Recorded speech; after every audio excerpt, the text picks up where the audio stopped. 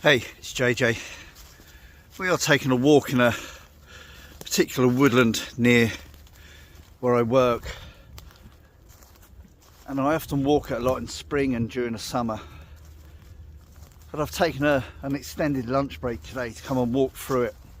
And this is what I do when a chance arises, to go and scout out new places. Winter is the perfect time to take a look around, have a look in the woodland.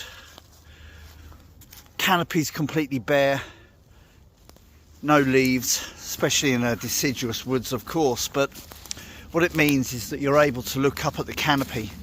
You can spot potential problems before the canopy erupts and the leaves all unfurl. Looking for new spots is important, but if you can actually get out and look at those spots during winter, it will give you a much better idea of the ground cover, the lay of the land, potential widow makers up in the trees. So I really like to come out at this time of year and have a really good look around. It's a good idea, and I encourage a lot of you to do it as well.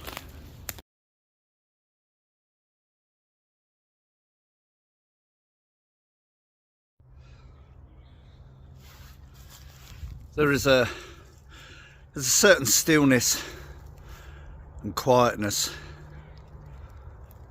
that you get at this time of year in a woodland. This wood that's normally full of fallow deer. I've seen the herd and they're out in the fields grazing on grass. The majority of the bird species have moved out to the fields to feed and that as well. And you become more apparent of the quiet and the stillness because obviously the canopy is completely bare. We are waiting for leaves to adorn all the trees once more, so you can see more clearly, you can hear more clearly. I love the woods at this time of year. It's a very special feeling, and I just love walking through the woods. I haven't seen another soul, and that's the best way. I love these woods.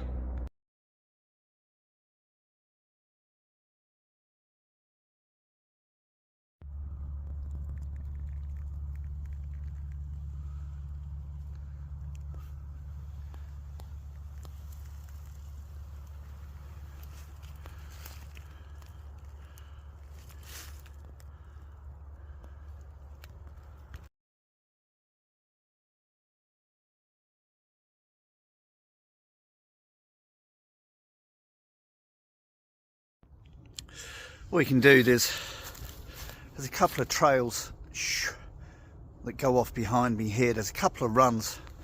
And what winter's good for is really showing you again before all the ground cover, all the bracken, all the brambles and any foliage that grows up. What it gives you an idea of is where all the animal runs are.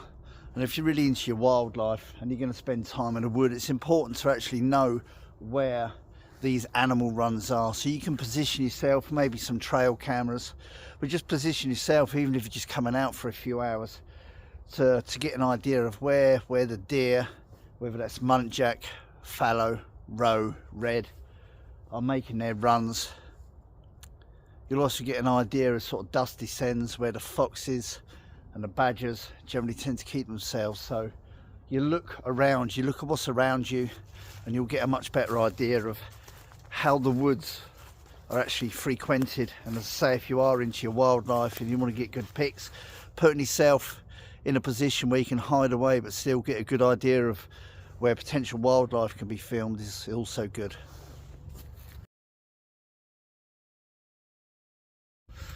One of my other sort of top tips is really look in the woodland.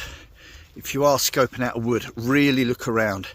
If you know that it's really frequented by a large population of deer or any other wildlife, if they are regularly and habitually using that woodland, it shows you that it's able to sustain them for food, even if they're using the fields. But more than likely there will be a water source, and winter is a great time for finding these little hidden ponds, brooks and streams that you may have going through the woodland. And of course, as spring comes up again, everything starts to grow over.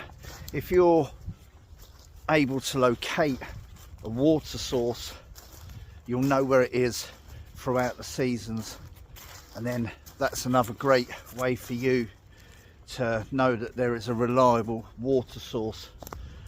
And that's just another little tip. I really take a really good look around. I explore every nook and cranny, every corner in the woodland, and that's what I'm doing today, just looking around. And it's absolutely stunning. Look at this. The sun's about to go on to you, but it's such a beautiful woodland. It's got a lot of hornbeam in it. It has oak. It does have the odd little bit of yew, not a lot. There is silver birch and a couple of other types, but predominantly it is hornbeam. And I've no doubt that this wood was used in the past for the use of hornbeam. So it's just a really good idea to have a look around, knowing the types of tree that are in the wood as well, for use for your camps, your fires and that as well.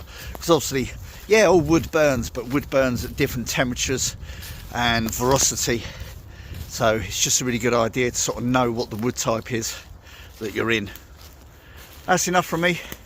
It's just a winter walk through a wonderful wood. Hope to catch you on another adventure soon. See you soon.